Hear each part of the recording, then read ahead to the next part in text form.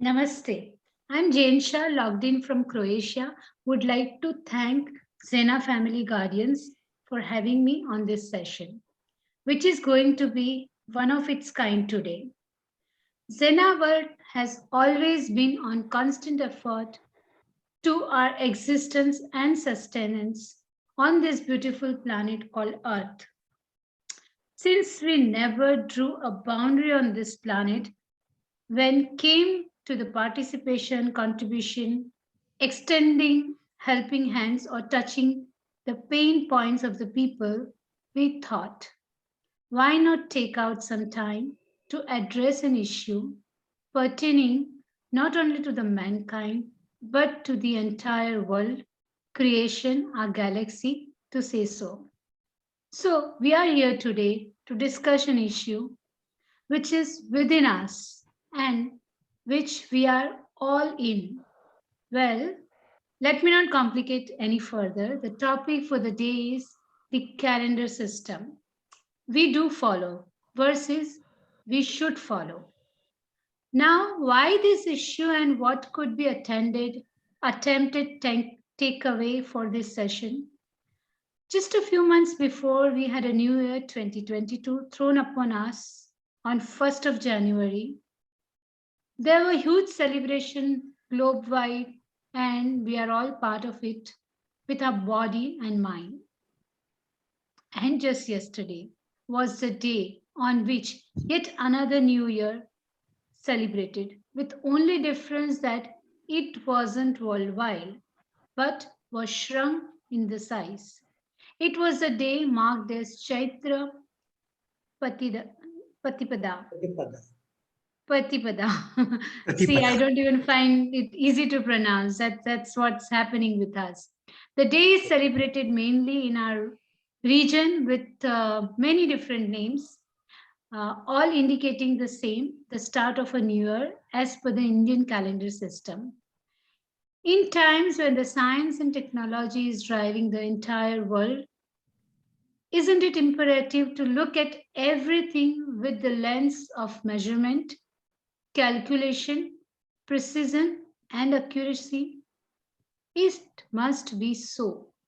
We have been following the Western system of calendar in our country, despite the fact that there are authentic constitutional approvals for the use of our own proven calendar system. It is high time that we evaluate the usage of this system by comparing the two and bringing about an awareness in the society to the effect that the newer generation follow the suit not like a mob mobility or with a blind faith, but with a satisfaction that comes with its origin, scientism, usefulness, and its quality of maintaining the well being of the whole creation in general and of the mankind in particular. So many members of Zena family struck with the right string at the right note when the Gudi Padwa was celebrated all across the country yesterday. The Facebook wall of one of our own family member happened to be the seed of the plant, which is right in front of you, in form of a panel discussion on Mera Navavarsha.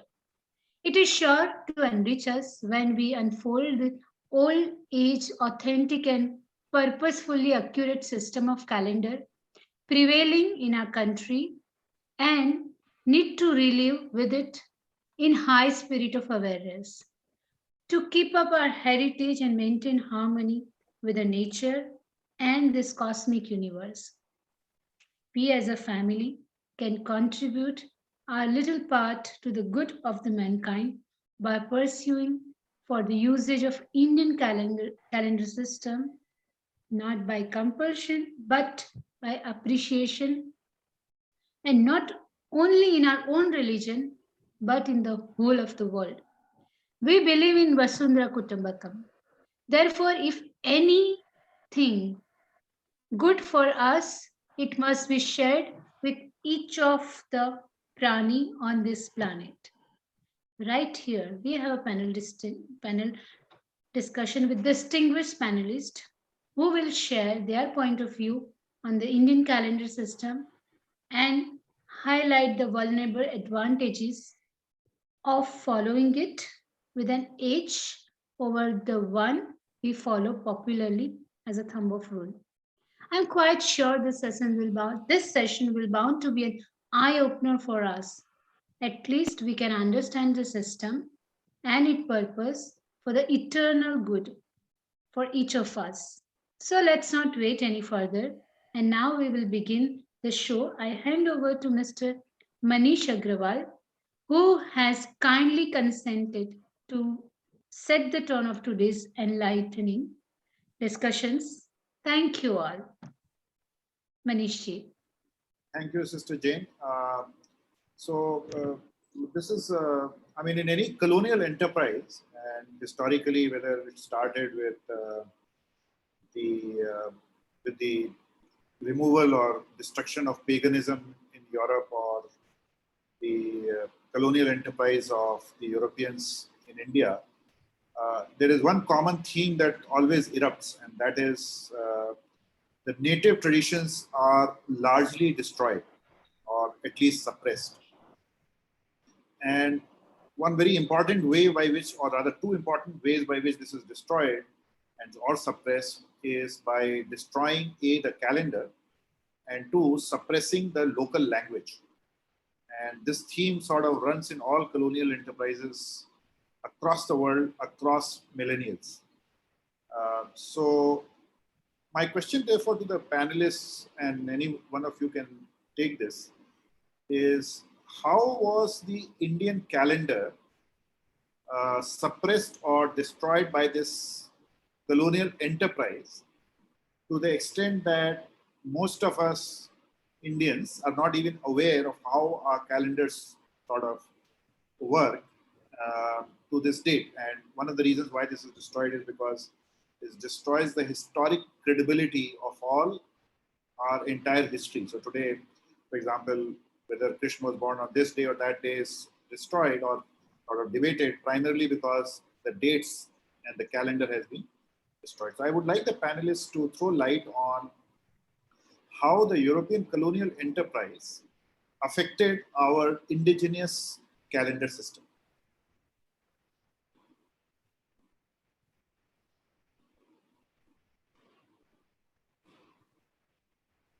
Tripathi Sahab.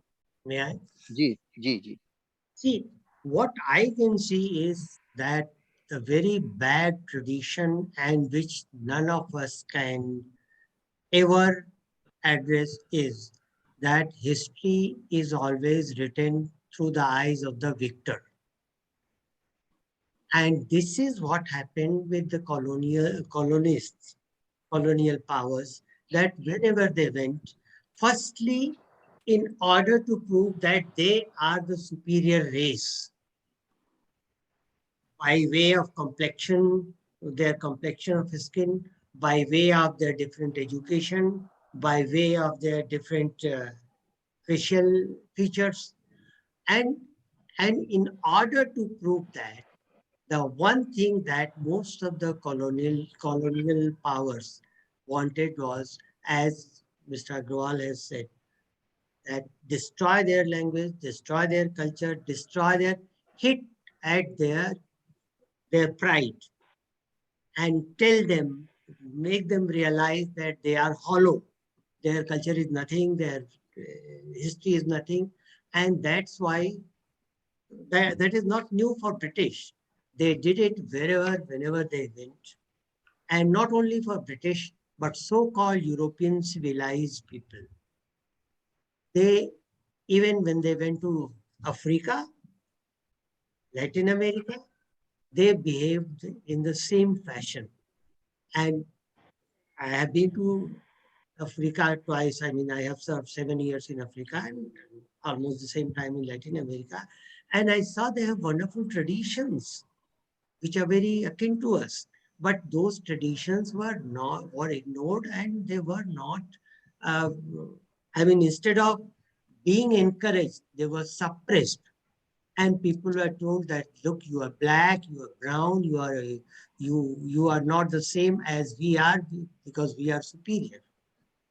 And this thing happened not only with culture, with clothing, with the attires, with the language, but obviously it affected adversely every part of the life, including calendars. And and it is not only British. I would like to say, in case of India, after the Mughal invasion, after, I can say, after Harshvardhan's reign, a gradual deterioration in use of Sanskrit, जो हमारी language थी, mother tongue थी, मातृभाषा थी, ज्यादातर लोग जानते थे, and which still people have found to be the most scientific language in the world. उसको धीरे धीरे replace करके colloquial languages आ गई, and then when British came, then everything went topsy-turvy, and British just destroyed our Sanskrit, destroyed our religion, destroyed everything. I was surprised. I'll tell you one thing. Some of you might have gone to BH Banaras. In BHU, in temple, there is a plaque which says that on this date, at this time, on this year, during the early days of BHU, such and such Rasayan Shastri converted iron into gold in presence of such and such. This is not a farce. This is not a propaganda. But yes, people knew things before that, but since it was not economical on commercial scale, so it couldn't take off.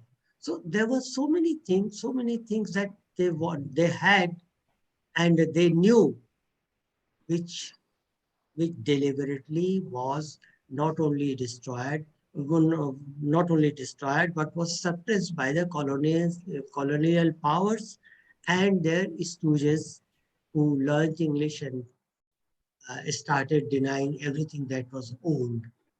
And this went on till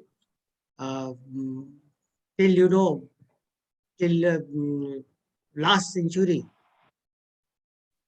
when German scholars and French scholars saw what is there in Indian systems. So this is not new, and this is the tendency of every ruling or conquering tribe or race to try to destroy the systems of the defeated ones, so that they can boast that they are the better, and that's why they defeated them. Over to you, Manish. So thank you, Ambassador Tripathi. Any other panelists would like to sort of throw a specific light on how the Indian calendar was adversely affected as a result of the colonial enterprise? I think what Tripathi ji has said is very right, that colonizers always hit at the roots. They want to convince people, local people, that they know absolutely nothing, the culture is dependent and all. So this was, I think, very systematically done about the language, about the tradition, about the calendars and all. In fact, India had as many as 30 calendars which were prevalent in the country. And the oldest of them is supposed to be 5,098-year-old, which is known as Saptarishi calendar. And I am told that in Kashmir, a friend of mine, Brigadier Tinker, I'll just read out a small passage what he had sent to me some time back. He has written, yesterday in Nabre was the first day of the year 5098, as per Saptarishi calendar, perhaps the oldest calendar in the world. As per my information, this calendar is followed only by Kashmiri Pandits. Sample this. When Julius Caesar was born, this calendar was already about 3,000-year-old. Interestingly, most people in India, including scholars, are not aware about Saptarishi calendar. I believe there were only two versions of this calendar, one in Multan, that is Pakistan now, and one in Kashmir. So out of these 30 calendars, we hardly know about the Shak Samvat and the Vikrami Samvat, and now this Kashmiri Samvat. But then there are, that means at least 27 more calendars which existed in our country, and they were quite scientific. In fact, Meghna Saha, famous physicist, he was heading a committee appointed by CSIR, Council of Scientific and Industrial Research, and he developed a calendar which didn't come into practice, but it was completely based on scientific things. And if I can tell you some points that he had recommended that Shak Samvat should be used in the country, and the year 2002, for example, is year 1923 according to Shak Samvat. The first day of that would be Maha Vishuv Divas, which is vernal equinox day, which is related to the solar sun's movement. And all other things like the average year should have 365 days, whereas a leap year has 360 days. And if you add 78 years and that can be divided by 4, then it will be, you have to have 1 year and one day and so on.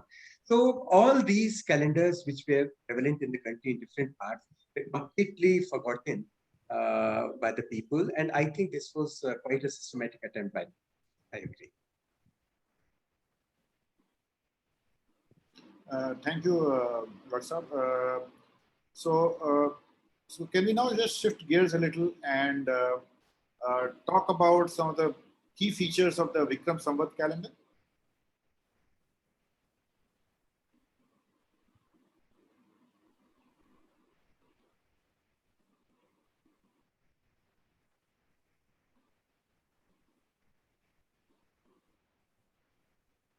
Anybody?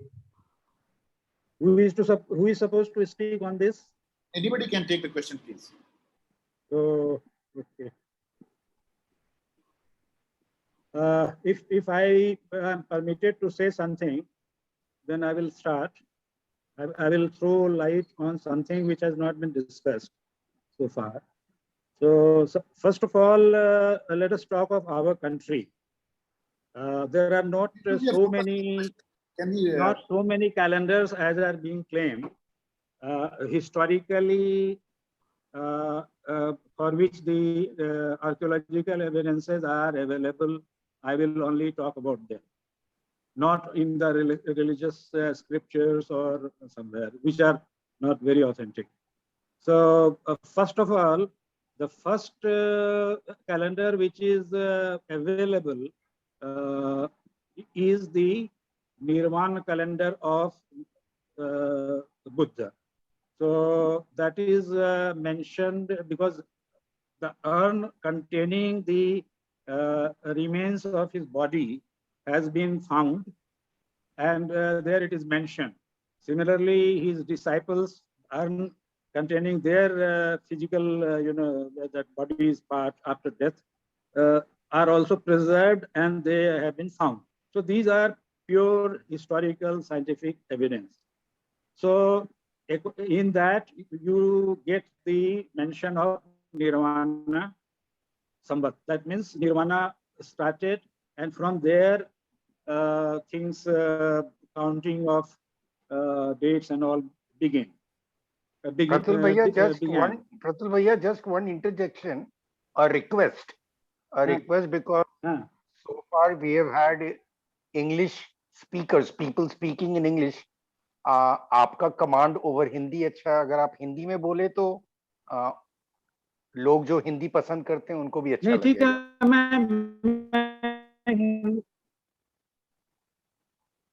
मैं ठीक है, मैं हिंदी में ही बोल सकता हूँ, कोई दिक्कत नहीं। मिलता है वो निर्वाण के समय से काउंटिंग का मिलता है, जिसका कि ऐतिहासिक प्रमाण।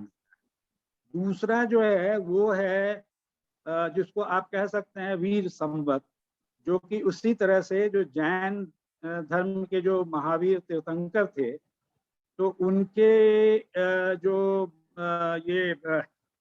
उनका वो जो निर्वाण प्राप्ति उनकी हुई थी, उस डेट से जो है वो शुरू होता है। तो ये जैन परंपरा के हिसाब से है और उसके भी ऐतिहासिक प्रमाण है। इसके बाद जो तीसरा कैलेंडर मिलता है वो मिलता है अशोका के समय का, जो जिसको कि मौर्य कैलेंडर के नाम से आप कह सकते हैं।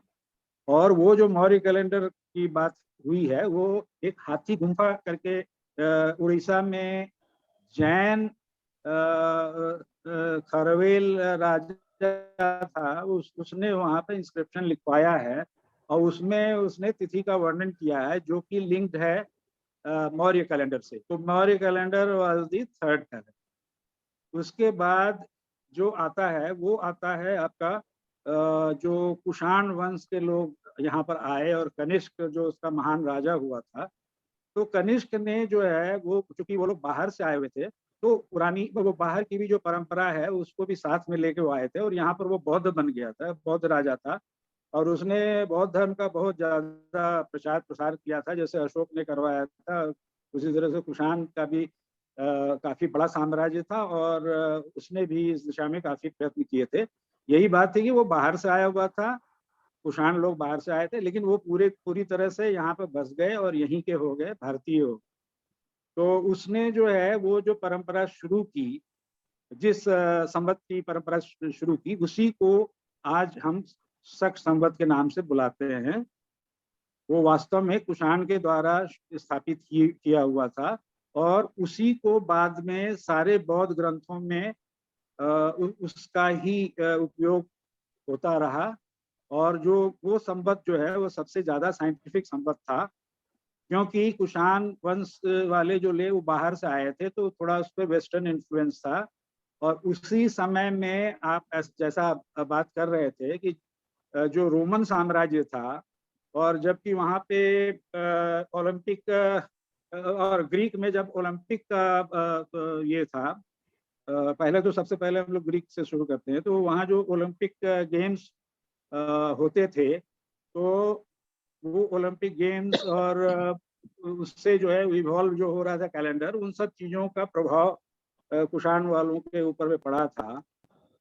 और जैसे मैं पहले बात कर लूँ वेस्टर्न कैलेंडर की, तो जो रोमन कैलेंडर है तो उसके सबसे पहले वहाँ पे 10 महीने का साल होता था, जिसको कि बाद में रियलाइज किया गया कि इससे काफ़ी मतलब डिफरेंसेस आ जाते हैं और जो सीजन वगैरह है वो उसमें बहुत ज़्यादा परिवर्तन आ जाता है, तो वो सही नहीं है। तो उसके बाद उसमें 12 महीने किए गए, लेकिन 12 महीने तो किए गए, लेकिन उसके बाद भी जो उसका पूरा टोटल नंबर ऑफ डेज होता था वो सही नहीं बैठता था।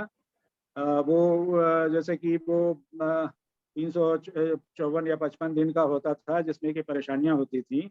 और उस समय के जो 12 महीने थे उसमें जुलाई का नाम जुलाई नहीं था और अगस्त का नाम अगस्त नहीं था, दूसरा था, वो नाम मुझे याद नहीं है अभी। उसके बाद जूलियस सीजर जो है वो एक बहुत बड़ा वहाँ का शासक, काफी नामी शासक जिसके बारे में हम लोग जानते हैं। तो जूलियस सीजर ने जो है वो कैलेंडर में कुछ सुधार किए, और वो जो सुधार किए वो सुधार में उसने ये किया कि जो उसमें जो डिस्क्रिपेंसीज आती थी उसको देखते हुए उसको जो है चेंज करके थोड़ा उसको उसमें एडजस्टमेंट का सिस्टम उसने डेवलप किया। लेकिन हालांकि वो भी उतना परफेक्ट नहीं था, साइंटिफिक नहीं था, क्योंकि कितना सन का जो एक चक्कर लगने में कितना वक्त लगता है, पूरे अर्थ का जो पूरा अर्थ जो चक्कर लगाता है सन का, वो एकदम अच्छी तरह से पता नहीं था, उसके बारे में जानकारी धीरे धीरे बढ़ रही थी। तो उसने एक जुलाई महीने उसने जो अपना सुधार किया, उसके बाद जुलाई महीने का जो नाम रखा उसने अपने नाम पर रखा, और उसको जो है चूंकि जूलियस सीजर था तो इसलिए उसने नाम जुलाई रखा। लेकिन सितंबर का नाम जो है वो नहीं, अगस्त का नाम जो है वो वैसा ही रहा, पुराना वाला नाम।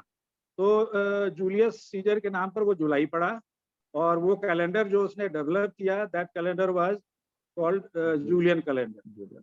उसमें जो है फिर अगस्त एक उसके बाद बहुत बड़े वहाँ के दार्शनिक और ये हुए शासक, तो उसने जो है वो भी उसने फर्दर उसमें सुधार किया। उसने 31 और 30 का जो आंकड़ा था, वो जो मंथ्स में जिस तरह से डाला गया था, वो उसको सुधार के आज के डेट में जो हम लोग 30-31 जैसे रखते हैं वैसा वाला सिस्टम उसने किया और उसमें टाइम के कैलकुलेशन में भी थोड़ा सुधार किया।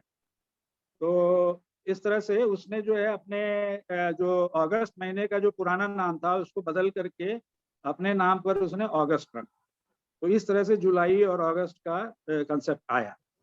इसके बाद जो है एक ग्रेगोरी नाम का जो पादरी था, वो कैथोलिक था, तो उसने जो है वो कैलेंडर की रचना की। तो उसमें उसने क्या किया कि उसने चूंकि वो रिलीजियस माइंडेड था, इसलिए उसने ये पता करने की कोशिश की कि क्राइस्ट का जन्म कब हुआ था, और क्राइस्ट के जन्म के समय से ही कैलेंडर की शुरुआत करना वो चाह रहा था।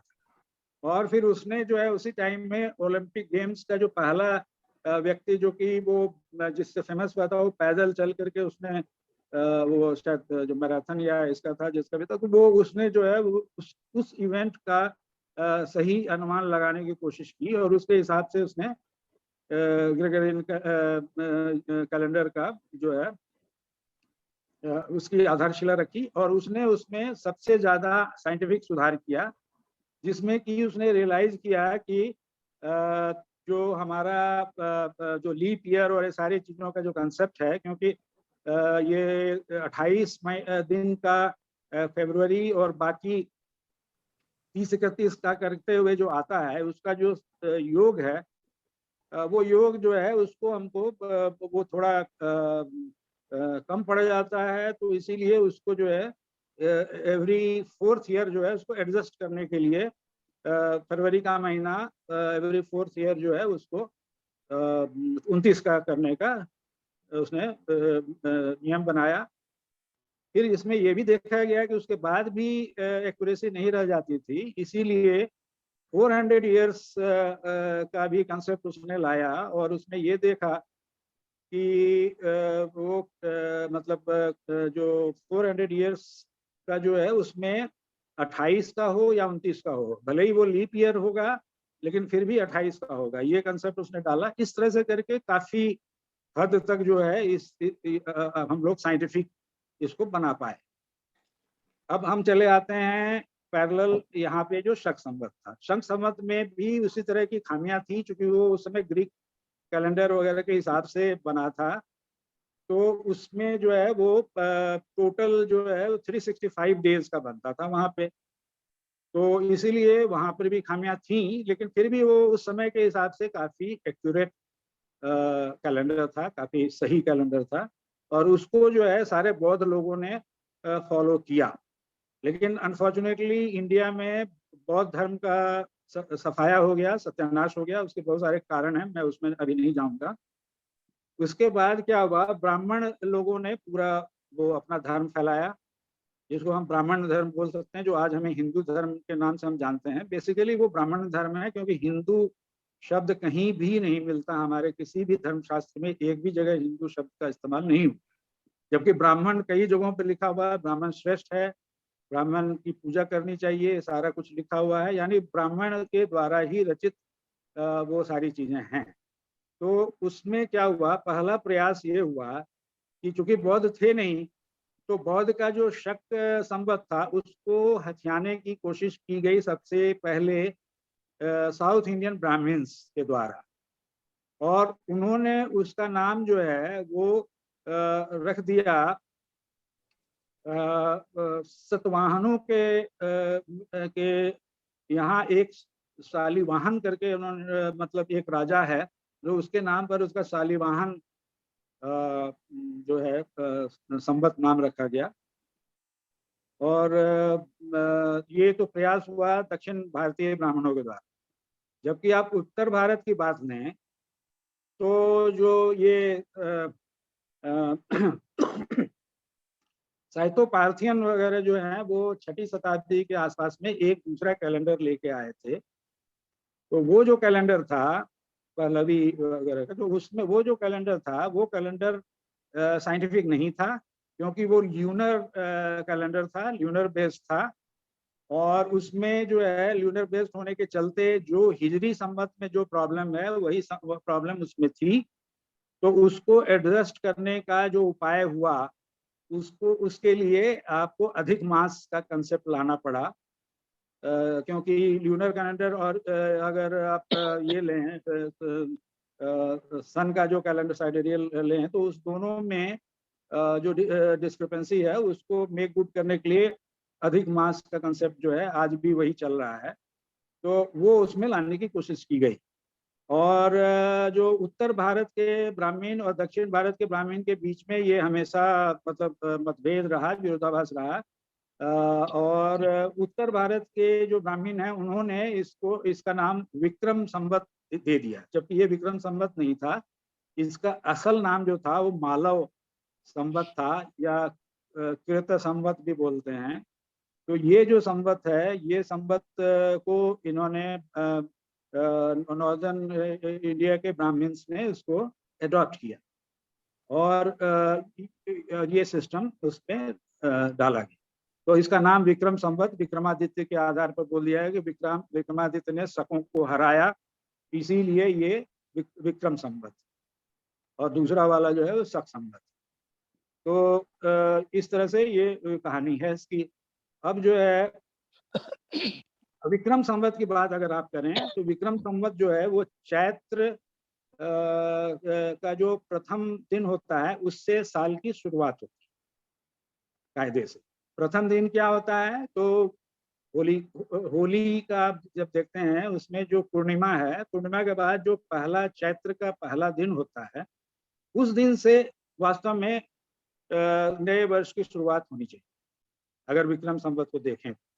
लेकिन इसकी शुरुआत जो है प्रतिपदा से की जाती है, यानी 15 दिन के बाद।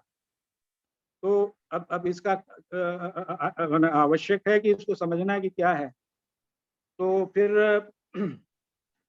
बेसिकली यहाँ पर जो त्योहार वगैरह होते थे वो पुराने जो त्योहार थे वो कृषि प्रधान समाज था, और यहाँ पर जो फॉलो होता था सिस्टम, तो साउथ साइड में आप जहाँ भी जाएंगे तो उसके हिसाब से चूंकि वो लोग शक संवत का ही रूप जो है शालिवाहन संवत का वो फॉलो करते थे। और जो नॉर्थ इंडिया है इंक्लूडिंग नेपाल एंड बंगाल, ये सब में जो है वो विक्रम संवत फॉलो किया जाता था। लेकिन उसके साथ भी एक डिफरेंस है। अगर आप बंगाल और नेपाल की बात करें तो वहाँ पर जो पहला दिन साल का होता है उसको पहला वैसाख बोलते हैं, और वैसाख शुरू होने पर ही नए साल की शुरुआत मानी जाती है। इसलिए ऐसा बोलना कि सारे जगह पे पूरे इंडिया में first day of the year जो है वो एक ही होता है, ये एकदम से गलत उक्ति होगी। बंगाल में आप किसी से भी पूछ लीजिए, सब कोई जो है पहला वैसाख बोलते हैं, और उसी दिन जो है, और वही चीज़ आप नेपाल में भी चले जाएंगे तो वहाँ पर भी जो उनका है तो विक्रम संवत, लेकिन पहला जो उनका शुरू होता है साल का पहला दिन वो फर्स्ट वैसाख को होता है। मैंने उनके कैलेंडर में देखा हुआ, मैं नेपाल में कई बार गया हूँ प्रोजेक्ट्स के सिलसिले में, और मैं अच्छी तरह ये बात जानता हूँ। और वो पहले तो हिंदू राष्ट्र था पूरी तरह से, अब भले ही वहाँ पे डेमोक्रेसी है और सेकुलरिज्म टाइप का भी कंसेप्ट आ गया उनका, लेकिन पहले तो पूरा हिंदू राष्ट्र वहाँ पर, लेकिन वही सिस्टम था। और अब रही बात कि ये जो ग्रेगोरियन कैलेंडर है इसको हम क्यों माने और इस तरह का जो बात उठती है, तो ये तो मतलब एक बेकार की बहस है। और मैं समझता हूँ कि इसमें कोई क्या किया उन्होंने, और वो सबको मालूम है कि अंग्रेज आए और बाकी लोग आए, उन्होंने कॉलोनाइजेशन किया, बहुत हमारे वेल्थ का वो ड्रेन किया उन्होंने। वो अपने मकसद से आए थे यहाँ पर, उन्होंने अपना मार्केट बनाने के लिए सारा कुछ किया, एवरीथिंग एक्सप्लॉयटेशन भी हुआ। लेकिन साथ साथ ये भी मानना पड़ेगा क्योंकि आदमी को जो है वो निष्पक्ष होना चाहिए किसी चीज़ की समीक्षा करने में। तो वहाँ से उन लोगों से हमें जो आज का जो आधुनिक ज्ञान है, जो मॉडर्न साइंस है, ये है, वो आप उनको लाख गाली दें, लेकिन आपने सीखा तो उन्हीं लोगों से, उन्हीं लोगों के संपर्क में आकर सीखा है। और उन्हीं लोगों के संपर्क में आने के चलते ही आज जो हमारे सर सीवी रमन और जो उनके भतीजे चंद्रशेखर, इन लोगों को जो नोबेल प्राइज मिला है, ये उसी का नतीजा है। ऐसा नहीं है कि यहाँ के हिंदू जो है शास्त्र और उसका अध्ययन करके उन्होंने जो है आपका रमन इफेक्ट और ये चंद्रशेखर लिमिट और ये सब बना ली। वो सब मॉडर्न साइंस का प्रभाव है और इस चीज को हमको स्वीकार करना पड़ेगा। हमारे यहाँ स्टीम इंजन उन्होंने लाया, ठीक है, अपने पर्पस के लिए लाया, लेकिन वो स्टीम इंजन आने से हमारे यहाँ जो सुधार हुआ और जो उसका प्रभाव हमारे समाज पे पड़ा, वो निश्चित रूप से उसकी प्रशंसा की जानी चाहिए। एक समय था जबकि विवेकानंद के आप पुस्तक में देख लीजिए, उसमें लिखा हुआ है कि उन्होंने लिखा है, ज्ञान योग मैंने पढ़ा था, उसमें लोग जो है वो जब नई नई जो रेलगाड़ी आई थी तो लोग जा करके उसको देखते थे, ये क्या चीज क्या बला आ गई है। और उसके बाद जो है लोगों ने बहुत उस तरह का, जो ब्राह्मण थे उस समय के, उन्होंने बोला था अरे ये तो इससे बहुत संकट आ जाएगा, ये हो जाएगा, बहुत तरह के प्रोडिक्शंस उस समय उल्टे सीधे किए गए थे। तो साइंस में कोई भी डेवलपमेंट होता है, कोई भी चीज आती है, तो शुरू में तो लोगों को बड़ा अजीबा लगता है, लेकिन धीरे धीरे उसका लाभ भी लोग उठाने लगते हैं। आज वही ब्राह्मण जो है सारी जो लेटेस्ट जो व्यवस्थाएं हैं, जो मॉडर्न युग की व्यवस्थाएं हैं, जो साइंस का ये है, वो सारा कुछ फॉलो कर रहे हैं, सारा कुछ उसका लाभ उठा रहे हैं। इसलिए इस तरह का जो वो आपका हिपोक्रेसी है, ये हिपोक्रेसी बिल्कुल सही बात नहीं है मेरे हिसाब से। तो जो वो लोग आए तो उन्होंने अपना एक कैलेंडर सिस्टम था, वो कैलेंडर सिस्टम आए, वो यहाँ के रूलर्स थे। तो जो भी रूलर होता है, जैसे कनिष्क आया, कनिष्क रूलर था यहाँ का, तो उसने अपना संवत चलाया। तो ये तो मतलब हमेशा से होता रहा है, ऐसी कोई आज की बात नहीं है। और वो कैलेंडर अगर हम फॉलो कर रहे हैं, उन्होंने 1 जनवरी को नया वर्ष मनाने की बात की, तो की पहली तो बात यह है कि ईसा का जो जन्म है, वो ग्रेगोरियन कैलेंडर बना तो सही, लेकिन उसमें अनुमान में गलतियां हुई हैं।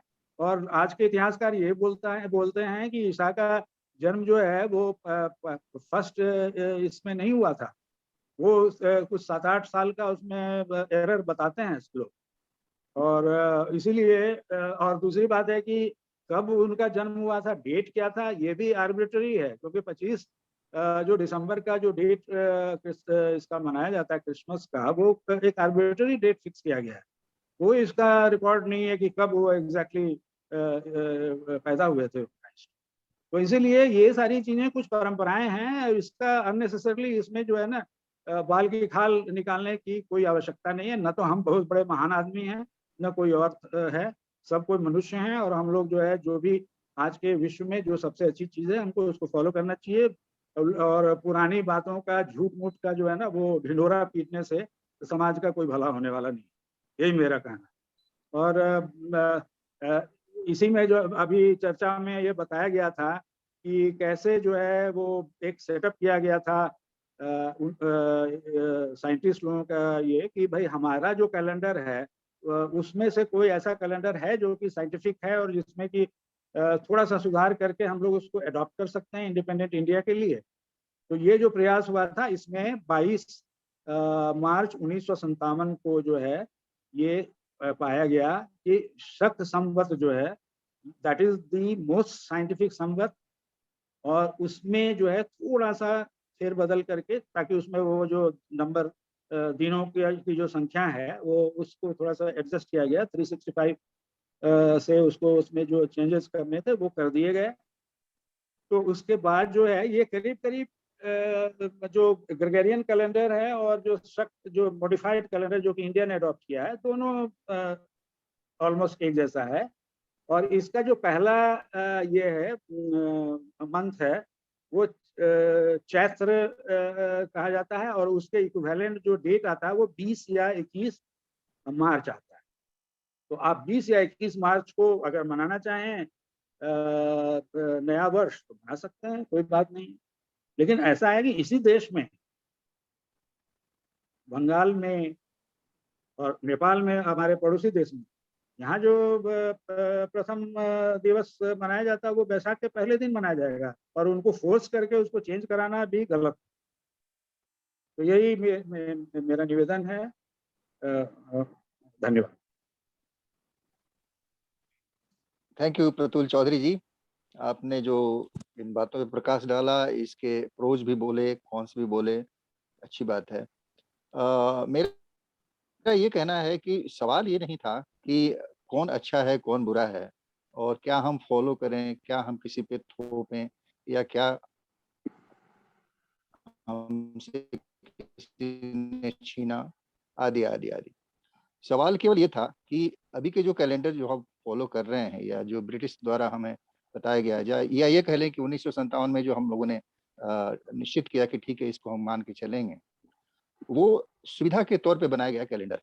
और मेरा मानना है कि वो एक कन्वीनियंस के हिसाब से फॉलो करने की चीज है, जबकि जिस कैलेंडर की आज हम चर्चा करने बैठे हैं उसमें कैलकुलेशंस का, उसमें मेजरमेंट्स का, ग्रहों का, नक्षत्र का, इन सब चीजों का समावेश है।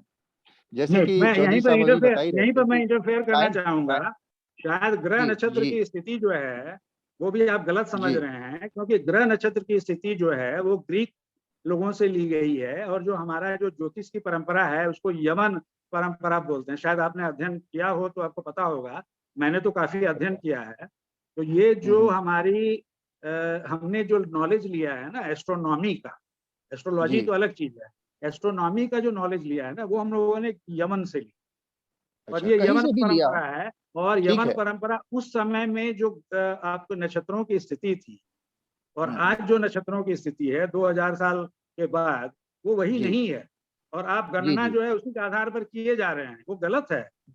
हम्म। आप जो आज के दिन में जो गणना कर रहे हैं वो गलत है, दैट अच्छा इज नॉट कहीं, साइंटिफिक।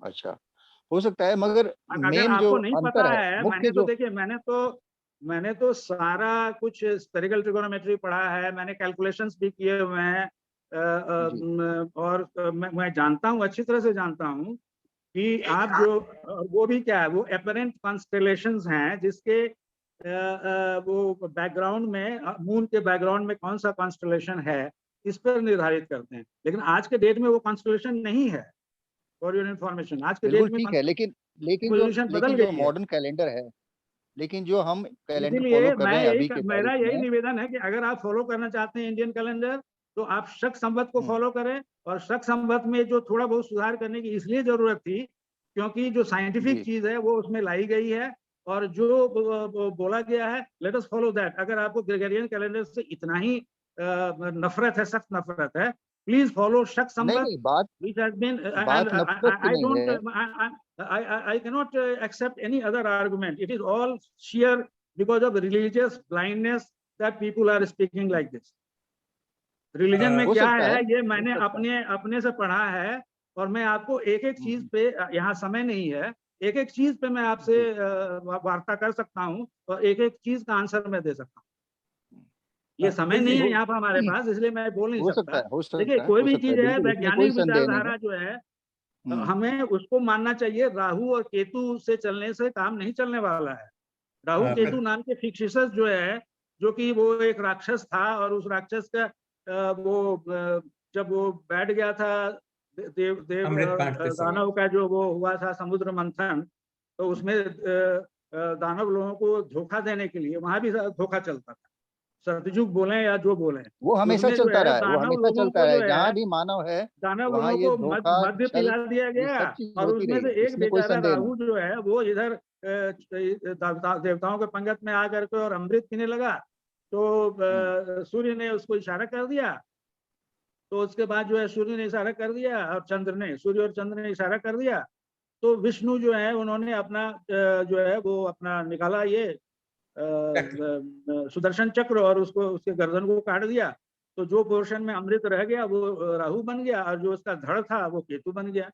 यही नहीं इस तरह की हम्म। बकवास कहानियों के हिसाब से आप ग्रह और नक्षत्र आप देखेंगे, उसमें शनि का नहीं, बताया जाए कि आप शनि का ये नेचर आप एक होता चीज, है, शनि का वो नेचर होता है। अरे नेचर, शनि का नेचर होता है क्या?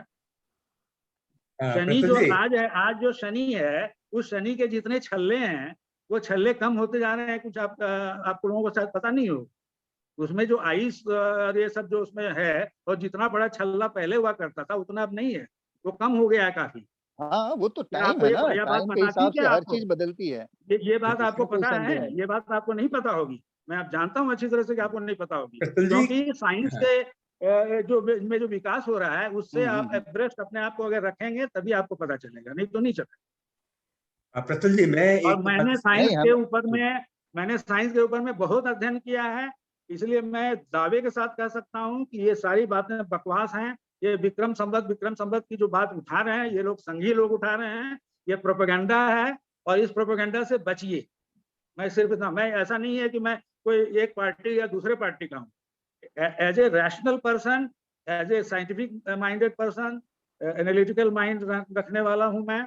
इसलिए कोई भी इस तरह की जो मिथ्या बातें होती हैं और जो अंधविश्वास वाली बातें होती हैं और जो इस तरह की झूठी बातें फैलाई जाती हैं, अफवाह फैलाई जाती है, मैं हमेशा इसका खंडन करूंगा।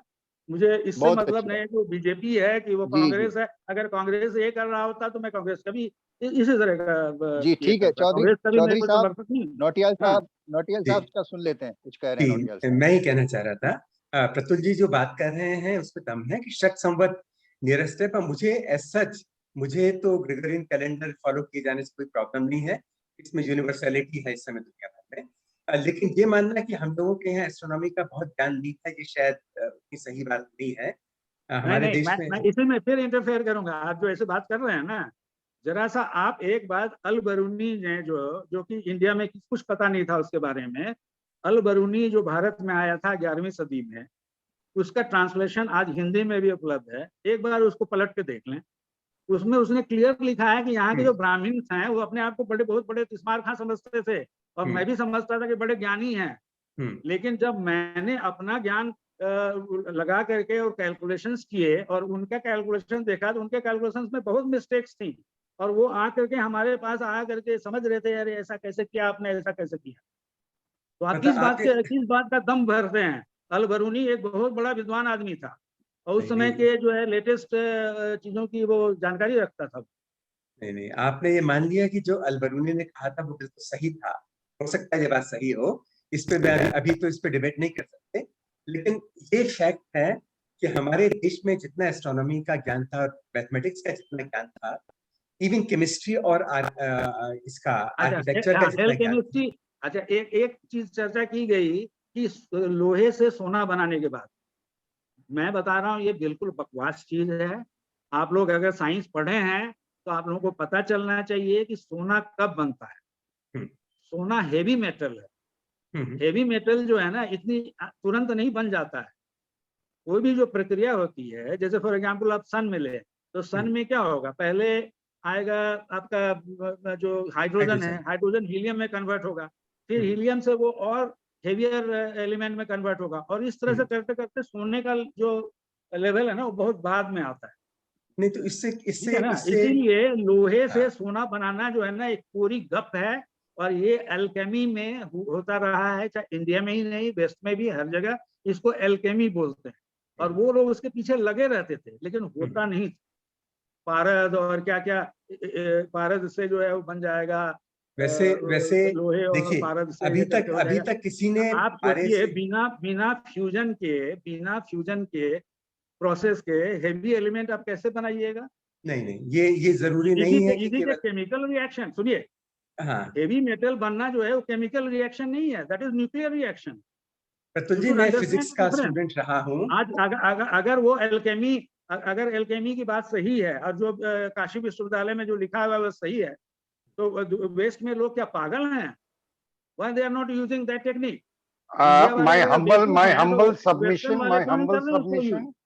Okay, my humble submission. I think we are going off the called for session. The called for session very clearly spells relevance of Vikram Samvat. So if you have something to say in favor, do. If you have something to say in against, which Pratul Bhaiya has very candidly spoken, I think it is up to the people at large, whatever they are able to learn. हमारा काम हम परोस रहे हैं, लोगों का काम है जिस चीज से, कल हम और प्रतुल भैया से बहुत हंसे थे कि हम लोग अपने मेज में वेजिटेरियन नॉन वेजिटेरियन सब परोसेंगे, लोगों का काम है अपने पसंद से फलारी करें, वेज खाएं नॉन वेज खाएं। तो I think since we have Chandramohan भैया अवेलेबल विथ अस, तो वो भी अपना कुछ पक्ष रखे हैं। विनय भाई आप भी बिल्कुल आपको मॉडरेट करने के लिए, नहीं मॉडरेट करने का मतलब ये नहीं वो क्योंकि प्रतुल भैया को ऑलरेडी कल इस चीज के लिए बोला गया था। अच्छा, ये हमारी ही आग्रह थे कि बाकी लोग बहुत हम्बल होंगे, आप ही थोड़ा एग्रेसिव हो पाइएगा, तो वो एग्रेसिव में एग्रेशन हो जाता है। तो इसलिए कोई बात नहीं, तो वेलकम। आई थिंक चंद्रमोहन भैया, yes, you are on the मुझे लगता है प्रतुल जी ने कई बड़ी अच्छी बात कही एंड आई रियली अप्रिशिएट कि हम लोगों को रेट्रोग्रेड तो नहीं जाना चाहिए, लेकिन जो उनका ये कहना है कि केवल फ्यूजन से एक एलिमेंट का दूसरे एलिमेंट पे बदलना संभव है, ये तो शायद सही बात नहीं होगी। ये बात सही है जो सन के अंदर उन्होंने रिएक्शन बताई हैं, उसके अंदर हाइड्रोजन है, हाइड्रोजन से हीलियम बनता है, हीलियम से 4 देन 8 देन 12, और इसके बाद लेकिन उनमें बहुत सारे जो है न्यूट्रॉन के एडिशन से भी उनमें से कई हेवियर एलिमेंट्स बनते हैं, जिसे हम न्यूट्रॉन कैप्चर कहते हैं। जब न्यूट्रॉन कैप्चर का रिएक्शन होता है तो जो n अगर एलिमेंट है तो उसका एटॉमिक वेट n+1 हो सकता है। उसके बाद अगर न्यूट्रॉन का डीके हो जाता है और उसमें एक प्रोटॉन और इलेक्ट्रॉन बन जाता है, तो उसके बाद अगर इलेक्ट्रॉन निकल जाएगा तो उसका एक नेट पॉजिटिव चार्ज बढ़ जाएगा। ऐसा नहीं है कि केवल फ्यूजन के रिएक्शन से हैवी एलिमेंट्स बन सकते हैं, दूसरे भी प्रोसेसेस पॉसिबल हैं। मैं स्टूडेंट रहा हूँ फिजिक्स का, पर्टिकुलरली इस सब्जेक्ट का, तो मैं ये आपको कह सकता हूँ। ये बात से भी मैं उनकी बिल्कुल सहमत हूँ कि अगर हम इस समय ग्रेगोरियन कैलेंडर फॉलो कर रहे हैं तो इसको बदल देने की बात मुझे नहीं लगता कोई कह रहा है, क्योंकि उसका मतलब ये होगा कि हम दुनिया के जितने कंप्यूटर्स हैं वो हमारे कंप्यूटर से डिट्यून हो जाएंगे। मुझे नहीं लगता ऐसी बात कोई भी कह रहा है। जो नया वर्ष अब सेलिब्रेट करने की बात की जा रही है वो केवल एक सांस्कृतिक या कल्चरल बात है। मुझे लगता है जिन लोगों को पसंद है वो चैत्र के पहले दिन या जिन लोगों को पसंद है वो वैशाख के पहले दिन एक दूसरे को हैप्पी न्यू ईयर कह सकते हैं, इसमें कोई प्रॉब्लम नहीं है। लेकिन कैलेंडर की जो परंपरा है वो हमारे देश में, जैसे मैंने अभी आपको बताया, ब्रिगेडियर दिनकर ने मुझे कुछ भेजा था, तो संयोग से उन्होंने कल परसों भेजा, आज ये चर्चा है। मुझे तो चर्चा के बारे में 5:45 के बाद पता चला। तो उसमें ये उन्होंने बताया है कि जो कश्मीरी पंडित का कैलेंडर है वो 5098 साल पुराना है। तो कैलेंडर की परंपरा हमारे देश में बहुत पहले से है।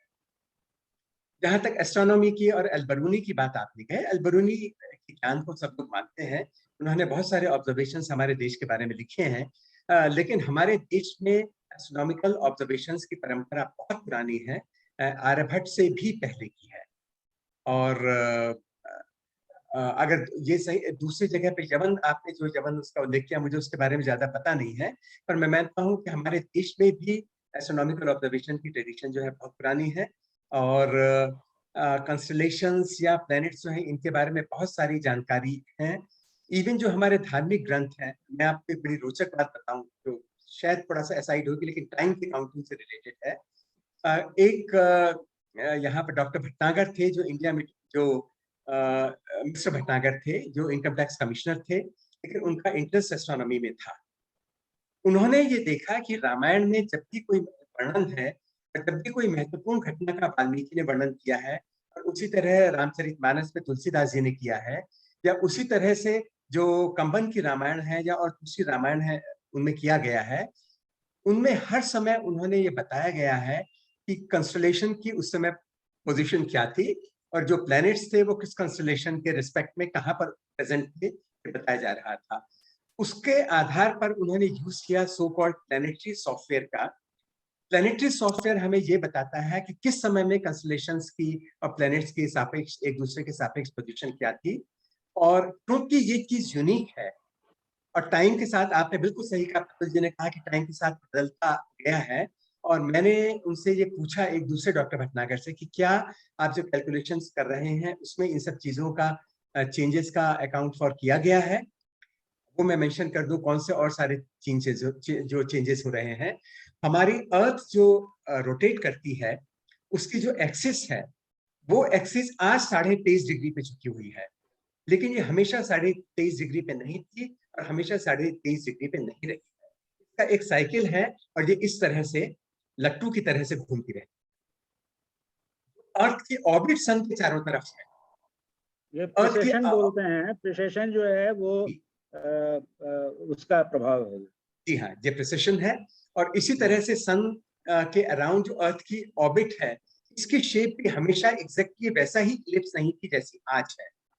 1 लाख साल के आसपास का इसका साइकिल है और ये थोड़ा सा एक्सेंट्रिसिटी इसकी कम होती रहती है, बढ़ती रहती है।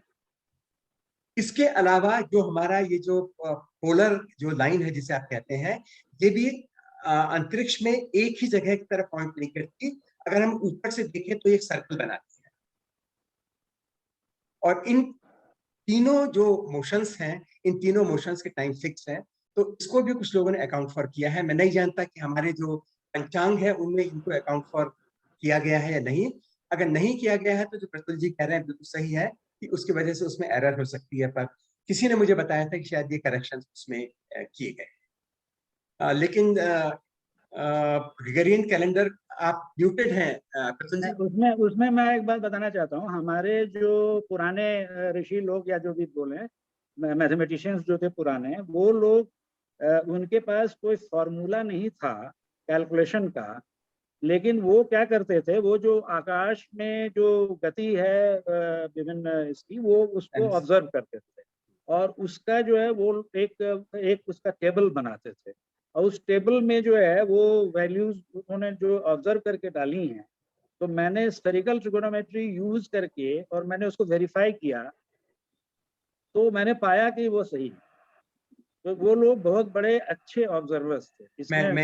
मैं यही कह रहा हूँ आपसे कि उन्होंने बहुत सारी साइंस को एम्पिरिकल साइंस की तरह डेवलप किया, क्योंकि उस समय कंप्यूटर्स या सुपर कंप्यूटर्स नहीं हुआ करते थे, but they were mathematically very competent people, और उन्होंने इस तरह की बहुत सारी चीजें की।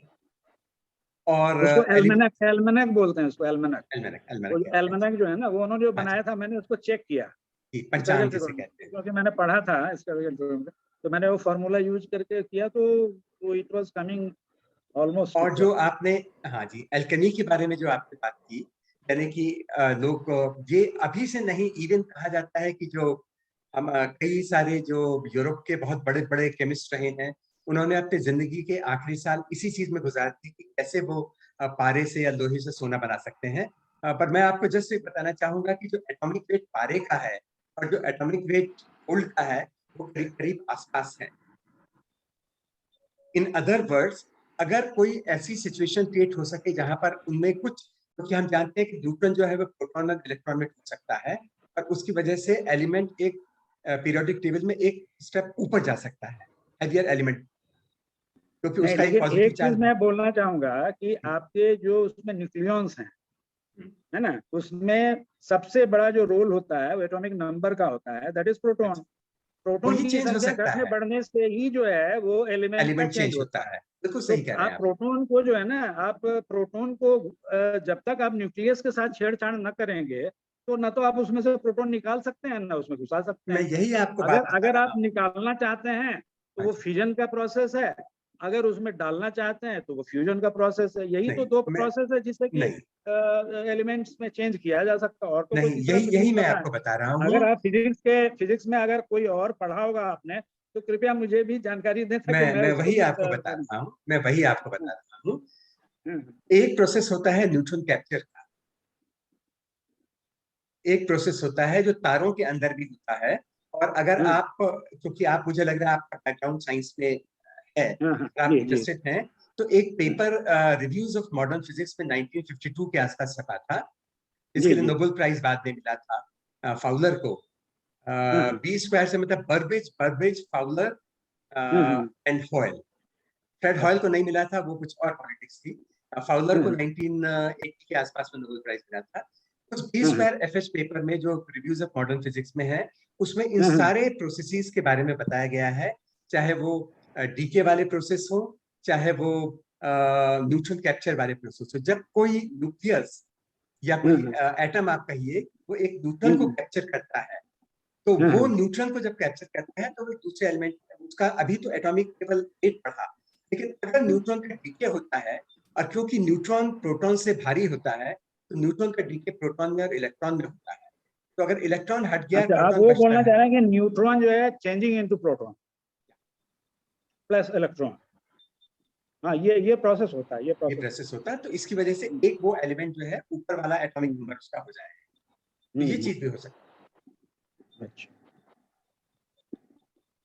अच्छा, मैं इंटरजेक्ट कर, भैया एक मिनट, आप लोग भैया 1 सेकेंड, प्रतुल भैया आप लोग बहुत सीरियस हेवी बातें करते हैं। अब मैं थोड़ा आपके ही लैंग्वेज में देखिए कैसे तोड़ मरोड़ की बातें करता हूँ। Pratul Bhaiya is a gentleman who is very scientific because he's an IITian. and he believes in facts, figures. Okay, that's, and anything which is based on science, facts, figures, he'll agree.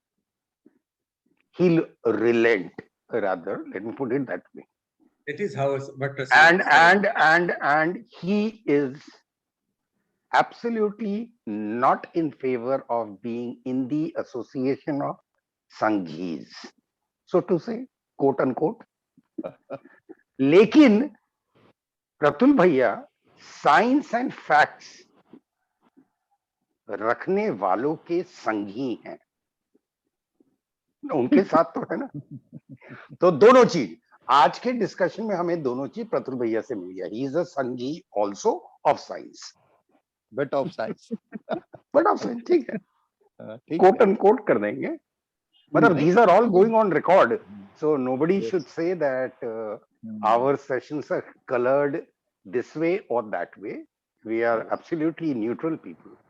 नहीं, जो भी बातें इन्होंने कही है बिल्कुल सारे proof के साथ और बिल्कुल साइंटिफिक तौर पे इन्होंने रखी है अपनी बात, बहुत अच्छा। And fortunately otherwise चंद्रमोहन भैया को भी बहुत ज्यादा इंटरेस्टिंग शायद नहीं लगता अगर कैलेंडर के ही आधार पे बातें होते हैं, बट प्रतुल भैया threw up lot of things, and I was watching the kind of a reaction, that twinkle in Chandramohan Bhaiya's eyes जब प्रतुल भैया बहुत चल, मतलब in a way agitated tone में constellations and physics and astronomy, astrophysics, that is core forte of Chandramohan भैया। तो उनके आंख में वो ट्विंकल आ रहा था, अच्छा ठीक है, okay, let me gate my chance, तभी मैं बोलूंगा। It was beautiful. I could watch that grin and that smile. Lovely. So Vinay bhai, since you are moderating, with your due permission, if you want to, you can invite Prajna to chip in. She has already logged in from Toronto. Yes, she has logged in. Okay. And you have another IITian, Amrish Jha. Pratul bhaiya, आपको and Chandramohan bhaiya, आपको भी थोड़ा motivate करना होगा. He is a very reluctant speaker, but he is a very candid speaker. तो सबसे पहले तो मैं प्रोजना को का स्वागत करना चाहता हूं, जिन्होंने टोरंटो से लॉगिन किया हुआ है, और साथ में हमारे साथ जुड़ गए हैं अमरीश झा जी दिल्ली से। मेरे ख्याल से इसके पहले वाली पूरी डिस्कशन जो है वो शायद वो लोग नहीं सुन पाए, लेकिन हम लोग जिस विषय पे बात करने आए हैं उस विषय से थोड़ा सा हम लोग डिबेट हुए थे। अब हम लोग चाहेंगे कि अमरीश जी अगर कुछ अपनी तरफ से इस पे कुछ कहना चाहें तो उनका स्वागत है। अमरीश झा जी, नमस्कार। सब नमस्ते, सबको प्रणाम मेरा सब सर। नमस्कार। सबको मेरा प्रणाम सर। हमको कहने के लिए अब कुछ नहीं, अभी हम ऑफिस से आ ही रहे हैं। अच्छा। पूरा सुन भी नहीं पाए हैं। अच्छा। सुनते हैं तो धीरे धीरे हम कुछ बोलने का कोशिश करेंगे। सर कुछ नहीं सुनने, मतलब हमको कुछ ऐसा मेरे। अच्छा ठीक है। तुम इतना ही किए, वही बहुत अच्छा लगा कि जी भैया यू केम ऑन वीडियो, सबको प्रणाम किए, ये बहुत अच्छी बात है। जी भैया। रहो वीडियो ऑन करके ही सुनो। हाँ विनय भाई, यू कैन रिक्वेस्ट प्रोजना, वो प्रोजना मैम उनकी वीडियो नहीं, व्हेन शी विल स्पीक तब वीडियो हो सकता है ऑन करेंगे। अच्छा, अभी तो वीडियो नहीं है, बट उनका कम से कम लोगो तो दिख जाता। नहीं, आई डोंट थिंक शी, वो एक फोन में लोगो है, एक में नहीं है, ऐसा कुछ, I don't know. She is in, but video audio दोनों ही ऑफ किया हुआ है। Prajna, are you able to hear? Oh, she had messaged me. अच्छा, she had messaged me कि मुझे इंटरजेक्ट करने के पहले मैसेज मी। ओहो, तो डाल दीजिए एक मैसेज।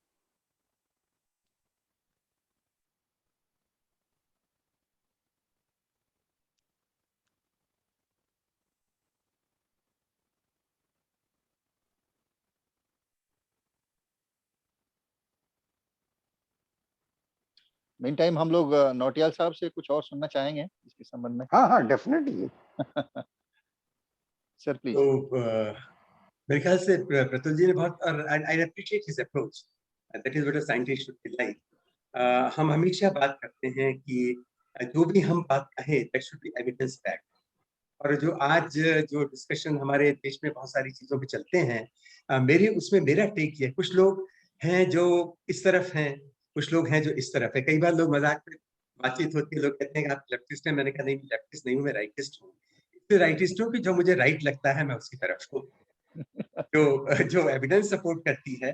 बहुत सारी चीजें ऐसी हैं जिसके लिए हमारे पास एविडेंस है, तो हम कैटेगोरिकली कह सकते हैं कि ऐसा है। कुछ चीजें ऐसी हैं जिनके लिए अभी हमारे पास कोई एविडेंस नहीं है, पर उसका मतलब ये नहीं है कि वो चीजें हो नहीं सकती। अगर उसकी इम्पॉसिबिलिटी को भी हम प्रूव नहीं कर सकते, तो उस चीज के होने की पॉसिबिलिटी थोड़ी सी है। तो I always put things in 3 categories. Category number 1, जिसको हम डेफिनेटली कह सकते हैं कि ये सही है। कैटेगरी नंबर 2, जहां हम कैटेगोरिकली कह सकते हैं कि ये बिल्कुल गलत है, ये हो ही नहीं सकता, जितनी नॉन साइंस है वो इसको सपोर्ट नहीं करती। पर ऐसी भी कुछ चीजें हैं जिनके बारे में हम नहीं कह सकते कि वो गलत है, ऐसे ही। तो I always keep a been for those things also, कि जिनके बारे में हम अभी डेफिनेटली नहीं कह सकते कि वो हो सकती हैं या नहीं हो सकती। हो सकता है आज हम उनको एक्सेप्ट नहीं कर पा रहे हैं, कल हमें कुछ एविडेंस मिलेगी कि वैसी चीजें हो सकती जी। हमारी जो पुरानी ट्रेडिशंस भी हैं, अगर हम उनकी बात करें, तो उन ट्रेडिशंस में से कुछ ऐसी हैं जो सांस्कृतिक हैं, जो कल्चरल हैं, लेकिन कुछ ऐसी हैं जो साइंस बेस्ड है। लेकिन हर आदमी को लॉजिक के साथ, साइंस के साथ समझा के, आज के भी जमाने में नहीं कहा जाता, हमसे सिर्फ ये कहा जाता है कि आप इस स्विच को ऑन कर दीजिए तो बिजली चल जाएगी, स्विच को ऊपर कर दीजिए तो बिजली ऑफ हो जाएगी, या अमेरिका में स्विच को ऊपर कर दीजिए तो बिजली ऑन हो जाएगी, यहाँ पर नीचे कर दीजिए तो ऑफ हो जाएगी। आम आदमी के लिए उतना काफी है, उसको एसी से, डीसी से, करंट के और चार्जेस के फ्लो वगैरह से कोई मतलब नहीं है।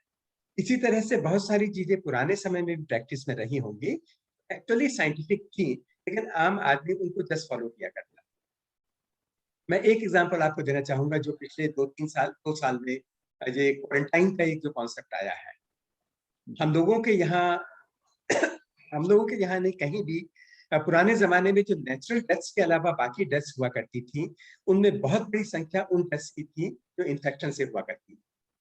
तो उसके बाद 12 या 13 दिन तक जो उनके क्लोज रहा करता था, जो डेड है, जो डिजीज है उनको आमतौर पे क्वारंटाइन में रहने का प्रोविजन किया जाता था। वो टिपिकली 12-13 दिन होता था। और आप देखिए इस कोविड के टाइम में भी ये बात फिर से निकल के आई है कि आदमी को 12-13 दिन के लिए क्वारंटाइन में रखा जाता है। हम लोग बीच में बिल्कुल ये मानते थे कि जीन्स जो है वो इम्पोर्टेंट नहीं है, जैसे, जबकि हमारे देश में पुरानी परंपरा थी कि पिछली 7 जनरेशंस के गुणों को देखा जाता था मैरिज के समय, जब मैचिंग की जाती थी, और कहा जाता था कि 7 जनरेशंस तक वो गुण बाकी रहते हैं। और सचमुच अगर आप इसमें डिवीजन को माने, 2 की आप 2 to the power 7 लगा दें, तो आज भी लोग मानते हैं, आप साइंटिस्ट और जो जीन्स के बारे में जानते हैं वो मानते हैं 7 जनरेशंस के बाद जाके वो चीजें खत्म हो जाती हैं, लेकिन तब तक उन चीजों का प्रभाव रहता है। और अगली जनरेशन में भी जो चीज मैनिफेस्ट नहीं कर रही है, जो गुण नहीं आ रहा है, तो तीसरी या चौथी, 5वीं जनरेशन में भी आ सकता है। ऐसी कई सारी चीजें हैं जो पहले मानी जाती थी, हम उनकी शायद साइंस को भूल गए थे या नहीं जानते थे, लेकिन वो सही अब हो सकती हैं। लेकिन इनके साथ साथ बहुत सारी ऐसी चीजें मिक्स हो गई हैं जो गलत थी, जो ओरिजिनली कभी साइंटिफिकली एस्टेब्लिश थी ही नहीं। लेकिन आज हमारे सामने हम एक ऐसे खेत में खड़े हैं जिसमें कुछ कद्दू जहरीले हैं और कुछ कद्दू नॉर्मल हैं। बिल्कुल। जैसा एक किसान ने कहा कि कोई उसके खेत से कद्दू न चुरा ले, पंपकिंस न चुरा ले, तो उसने बोर्ड लगा दिया कि इस खेत में एक कद्दू जो है वो जहरीला है। उसने सोचा अब कोई भी किसी कद्दू को चुरा के नहीं ले जाएगा, क्योंकि उसको पता ही नहीं कौन सा कद्दू जहरीला है। Next day he goes to the farm and he finds किसी वहां पर एक नया पोस्टर लगा हुआ है, इस खेत में 2 कद्दू जहरीले, अब वो भी कोई कद्दू का यूज नहीं कर सकता। तो अब पुरानी जो परंपराएं हमारी आ रही है, उनमें इतना हौच पौच हो गया है कि हमें नहीं पता कि कौन सी परंपरा जो है वो साइंटिफिकली सही थी और कौन सी परंपरा का बाद में इम्प्योरिटी की तरह उसमें मिल गई है। तो मुझे लगता है कि बहुत सारी चीजों का साइंटिफिकली टेस्टिंग या वेलिडेशन किए जाने की जरूरत है, और ब्लाइंडली हम उन सबको फॉलो नहीं कर सकते। लेकिन ये सोचना कि हमारी सारी पुरानी परंपराएं गलत थी, ये भी एक मुझे लगता है ठीक अप्रोच। जी बिल्कुल सही बात है। रोजना आई क्या? आपने मैसेज किया था sir? Yes, I am here. Oh, most welcome.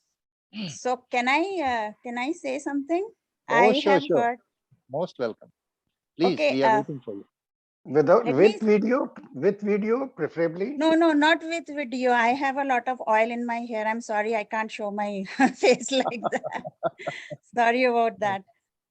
Okay. Okay. So can I just start? Because when Pratulji was speaking, it reminded me of my older brother-in-law, whom I unfriended just because of this. Because I will tell you what happened. So I believe in the Indian system. Pratul Bhaiya, she is not mentioning about you. She will not unfriend you. Don't worry. Yeah. It is just my husband's older brother whom I unfriended because I got very angry at him over our viewpoint over this Indian thing. Because his viewpoint is similar to Pratulji's viewpoint. Now, my point was this, that I was trying to tell him that all these Indian things like Aryabhatta did this, and I mean, all these ancient Ayurveda, space and philosophy and Upanishad and Veda, everything, it has like, just because people are creating fanaticism over it now, doesn't negate its greatness at one point of time. In fact, even Western civilization is acknowledging the greatness of Indian science, philosophy, and astrology. I'm not talking about astronomy, I'm talking about astrology. So my point of contention with my brother-in-law was this: just because it has not been proved by Western science doesn't negate the existence of that. And he was ridiculing me like, oh, you are a fan. I mean, like you are a fanatic Hindu and all, without listening to me at all. So I was just trying to say that everything doesn't need to be proved by Western science.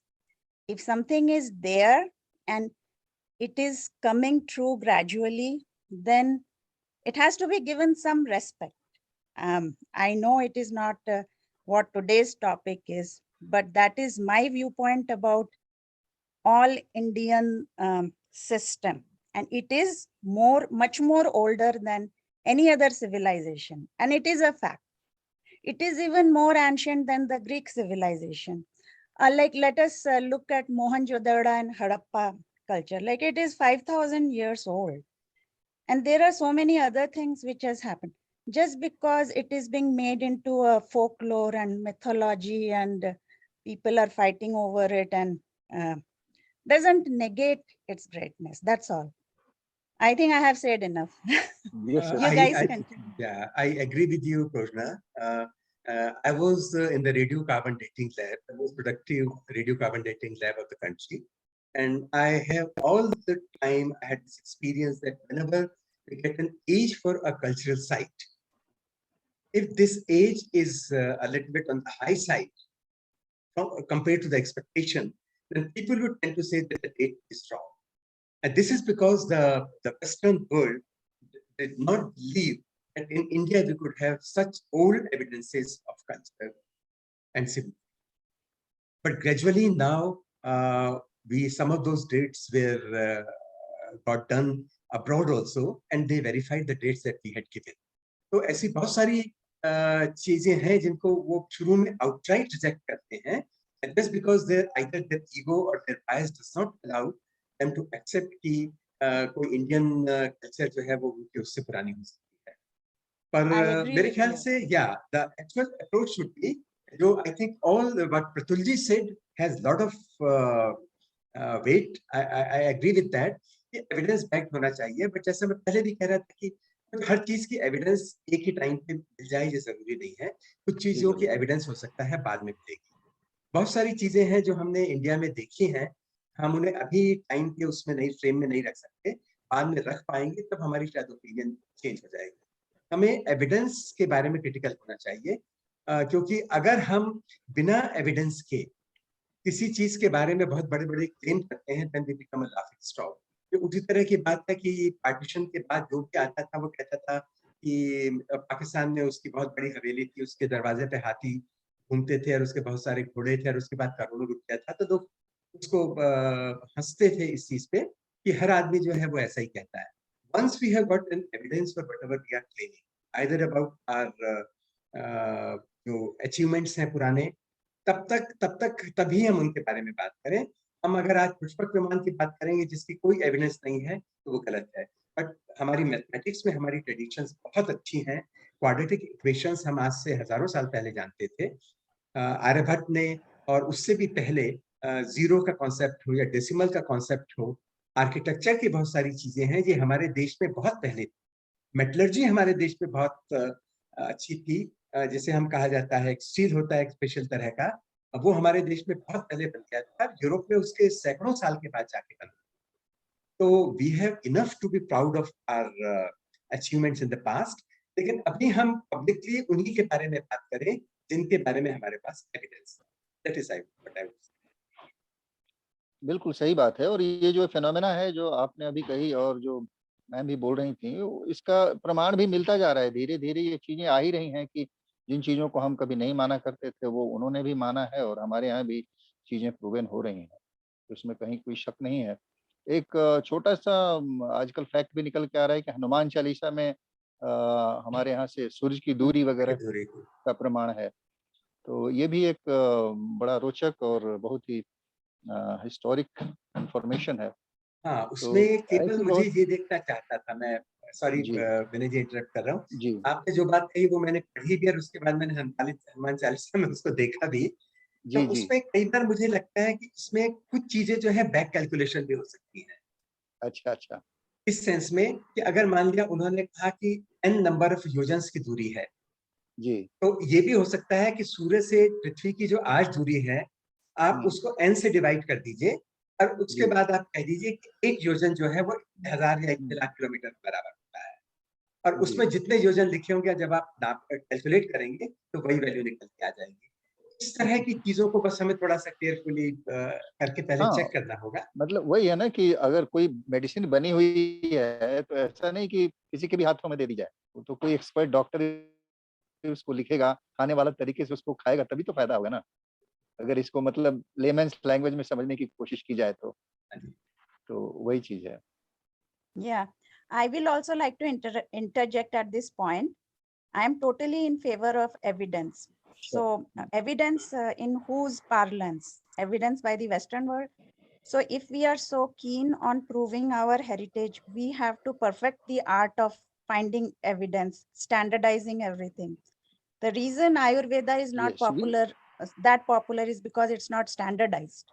So Western civilization goes ahead because of standardization and uniformity of thing and sample size and everything. They are very systematic about everything. So if we learn to be systematic, I mean, we have achieved so much. So if we just learn to be systematic and organized, then we will also have our say in the world. That's why Western things are so this thing, because there is a, you know, A is equal to B is equal to C if you purchase a certain product. Here we don't know what is A and then B might be 5% effective, A might be 100% effective. So there is no standardization. Yeah, there is, I fully agree with you.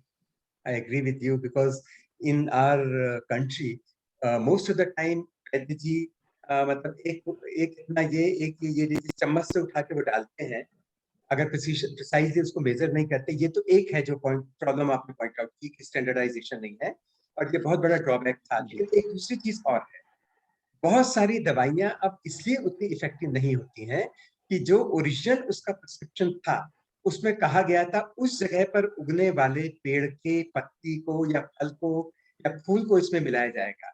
जो active ingredient होता है आयुर्वेदिक जो इन चीजों में, वो जो हिमालय में किसी एक पर्टिकुलर एरिया में उगने वाले पत्ते में जो वो एक्टिव इंग्रेडिएंट का परसेंटेज होगा, तो मध्य प्रदेश में उगने वाले पत्ते के एक्टिव इंग्रेडिएंट की मात्रा से डिफरेंट होगा। तो अगर जब हम उनको मिक्स करके जब हम दवाई बनाते हैं तो उसमें उतना एक्टिव इंग्रेडिएंट नहीं आ पाता, ये ज्यादा आ जाता है।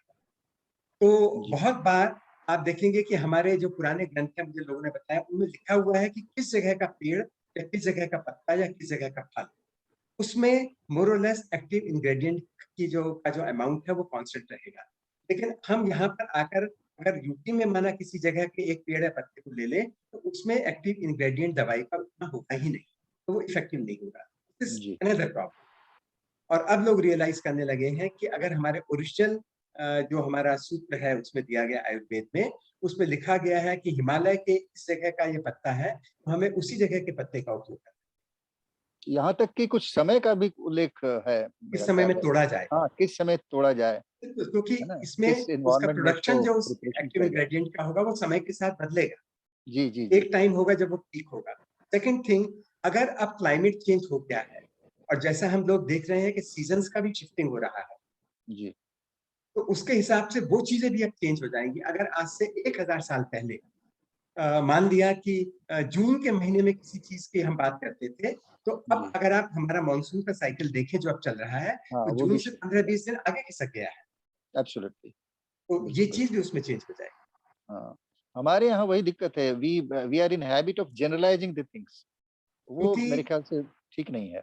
जैसा कि रोजना का भी कहना था, हमें स्टैंडर्डाइजेशन की जरूरत है। वो स्टैंडर्डाइजेशन, बिल्कुल आई एग्री विद रोजना जी, क्योंकि वेस्टर्न उसमें, लेकिन उनको भी आज जाके मैस स्पेक्ट्रोमीटर्स या गैस क्रोमेटोग्राफ मैस स्पेक्ट्रोमीटर्स मिले हैं और वो मेजर कर सकते हैं कि कौन सा मॉलिक्यूल कितने अमाउंट में किस दवाई में है। लेकिन हमारे पूर्वजों को ये अवेलेबल नहीं था, तो उनका साइंस तो था लेकिन वो थोड़ा सा एम्पिरिकल साइंस ज्यादा था। और अब फिर से जरूरत है कि हमारा जो आयुर्वेद है उसको भी उसी डोमेन में लाया जाए और बहुत अच्छे इंस्ट्रूमेंटेशन के साथ उसको किया जाए। बिल्कुल बिल्कुल, ये अगर हो जाए तो फिर कहना ही क्या तो। I think Vinay bhai, ji, everybody is overstretched. Chandramohan भैया को हम थोड़ी देर के लिए रिक्वेस्ट किए थे, बट राजीव भैया,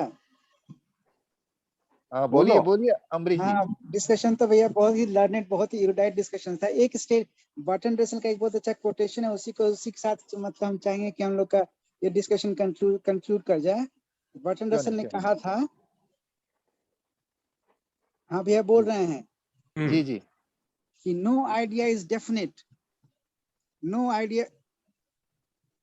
idea is definite to the extent that further addition is not possible. When an idea is general, you reject a part of it and accept another part of it. ये Burton Russell ने कहा था भैया। बिल्कुल सही सही, हाँ, एकदम से नेगेट नहीं करना है। मतलब हर idea is open to modifications. Why not? Yes, that should be the same. So this is the input that one can expect from an IITian. Yes. Sweet and subtle and crisp to the point. Yes. So I think Thank you भैया।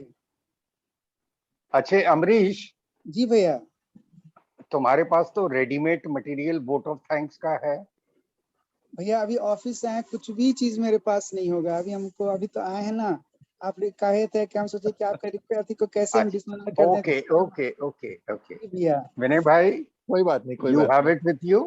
Yes, yes, I will just do Okay. it. So I think you can formally close the session. Yes sir, yes sir. तो आज जेना outreach foundation के तत्वावधान में ये जो कार्यक्रम हुआ, इसमें उपस्थित सभी प्रबुद्धजनों का मैं हार्दिक आभार प्रकट करना चाहता हूँ। सबका बहुत बहुत धन्यवाद करता हूँ, साधुवाद करता हूँ। सब लोगों ने बहुत स्वतंत्र रूप से, बहुत खुले मन से अपने विचार रखे और एक विशेष धन्यवाद मैं प्रतुल जी को देना चाहूँगा, क्योंकि उन्होंने बहुत ही बेबाकी से अपनी बात को रखी और सारी बातें जो उन्होंने रखी वो पूरे तथ्य के साथ, प्रमाण के साथ रखी। इसके लिए उन्हें हम विशेष धन्यवाद है पूरे जेना फैमिली की तरफ से। सीमा झा जी का भी धन्यवाद, थोड़े समय के लिए वो शामिल हुई थी। और हमारे नौटियाल साहब को तो कहा ही क्या जाए, इन्होंने तो सबसे ज़्यादा अपना योगदान दिया, अपने सारे इनपुट शेयर किए और बहुत ही ज्ञानवर्धक बातें उन्होंने हमें बताई। सभी सदस्यों का एक बार पुनः धन्यवाद करते हुए मैं इस सेशन की समाप्ति की घोषणा करता हूँ। बहुत बहुत धन्यवाद। Thank you sir, thank you sir. और राजीव जी को धन्यवाद के साथ, और विनय जी को बहुत अच्छी प्रोग्राम को चलाने। नमस्कार सर। थैंक यू राजीव भैया, thank you. Thank you. Thank you.